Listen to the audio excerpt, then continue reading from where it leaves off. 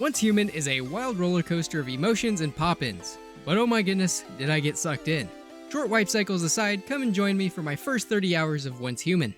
After downloading the game and letting the 8GB patch claim my PC for 2 hours, I finally loaded into the game. And I was prompted to create a new character, and the customization options are pretty standard. And after selecting OK, I was sent to a new screen to give my character a name. So just like my avatar, I gave him the name Default. Right after creating the Dude Man of Legend, the game starts right into the story. We can see a scientist looking over our file, and it appears we took a dagger of sorts in the gut, putting us in the forever box. But an anomaly appears out of nowhere, killing the scientist quite painfully. Ouch.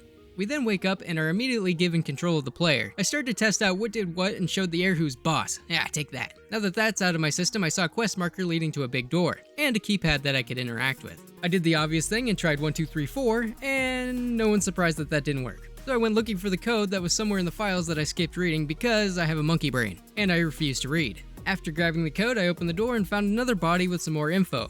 It basically just says that the cradle reacted poorly with us and was moved to this room. With that in mind, I went straight into the room where a cutscene would show us popping in and out of existence with the cradle on. Then the Doc Ock arm started getting excited as we took the place of us with the cradle. A bird then appears going by the name of V. We talked to V for a bit as he gives us a bit of exposition. Moving on, after leaving the room, I found some zombie dudes.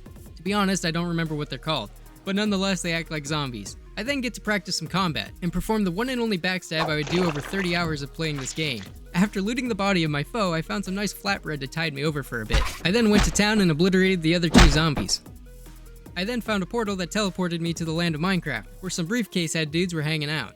Turns out they didn't like me interrupting their party, so I had to remove them. This is where I was introduced to a new mechanic, where you could pick up some of the enemy's heads and use them for weapons. It was cool, but I wouldn't really use this mechanic much either. I then looted the starter chest, got some sick gloves as well as some water and fabric. After getting that stuff, I jumped down and took care of the dudes below. And I caught my first deviant.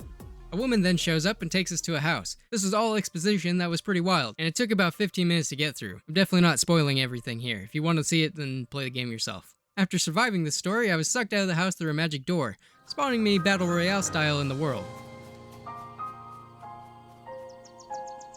As I got closer to the ground, I saw a bunch of red borders over the map. Turns out those were all player territories where you could build structures. I was prompted to create my own territory, but I didn't want to build right away, so I ventured out into the world. Not much later, I'd run into some wolves, then proceeded to convert them into food units. I spent the better part of a day running down the road till I found a perfect spot to build my base camp, right on top of a small cliff overlooking the highway to the first settlement. But before I got too involved, I wanted to complete some of these beginner quests, so I started collecting some resources to build my base. I made a furnace so that I could get into some good upgrades and possibly some weapons soon. While that stuff was smelting, I made my way to the next available quest near me. Arms and Legs here basically said it was dangerous and he needed me to check some stuff out for him. Now that I got that quest, I immediately forgot about it and ran to the next story zone. I made a few stops on the way there and looted like my life depended on it. Finally, I made it to the quest marker and talked to the NPC Mary. We got in trouble for looting the surrounding area, but it's fine because it was just a tutorial telling me to loot stuff. With my new blueprint in tow, I teleported home and started building up my base. I do find it nice that this game isn't a terrible grindfest all the time. Gathering is pretty quick, and later in the game you'll find yourself with a crazy amount of stuff building up. I built another furnace because at the time I didn't know you could smelt more than 5 ingots at a time. I felt pretty dumb after figuring that out. With my newfound copper, I made an equipment bench and an AK.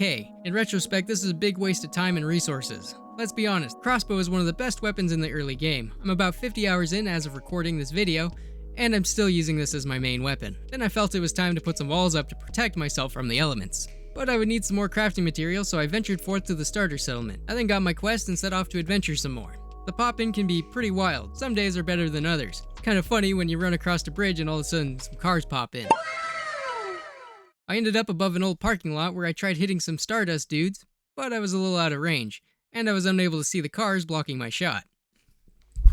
I tried the pistol out at close range to my great disappointment. I would have had better luck stopping at Walmart and picking up a Nerf gun because this was terrible. So I switched back to the crossbow and dispatched this danger beast. After harvesting it and fighting through a couple more mobs, I was able to make my way to the edge of the factory, where I could climb over the fence. I took out the 2 Stardust dudes and the flying jellyfish, getting me to level 4. And I was feeling cute, so I took a pot shot at the big drill boy. Not my best decision. Not even getting on top of the building could save me at this point, and I had to get out of there before I'd become dude paste. After getting away, I'd take the long way around, dispatching some trash mobs as I went. That's when I found this building with no doors. With the help of some player advice, I was able to locate the entrance to this building in the sewer system. When entering the sewer, I found these living stardust vents, and I thought I could destroy them. But it was a big waste of time, so I just waited for the right moment and pushed forward. After a few minutes of walking through sewer soup, I finally made it to the bottom level of the building. It had some basic loot scattered around along with a storage crate.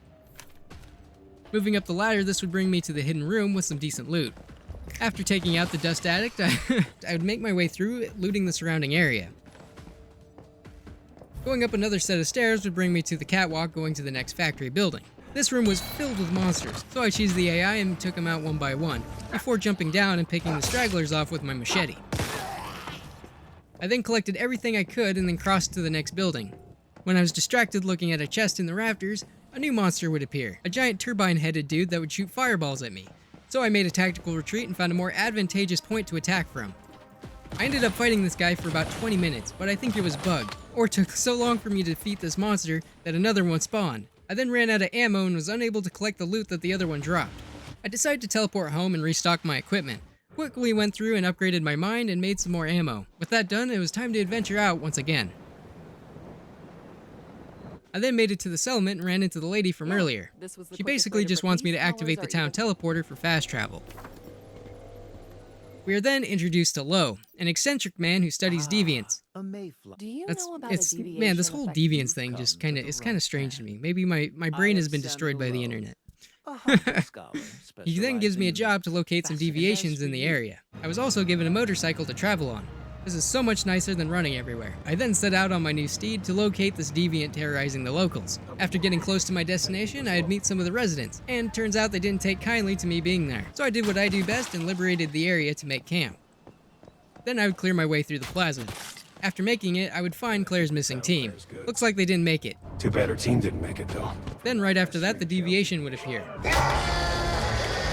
This fight wasn't the worst. Basically, it was just avoiding the minigun by running behind cover, then taking shots at it between reload cycles.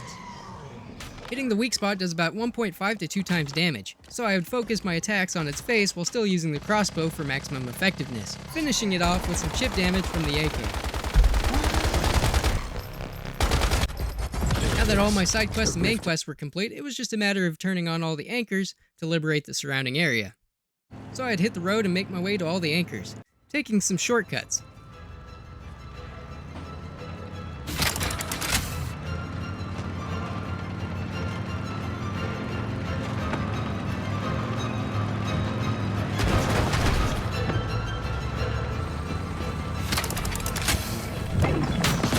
With those done, I teleported home to finish my day by building my house. Thanks for watching. If you made it this far, I commend you. This was basically an experiment video, so if you enjoyed it, please leave a like to let me know.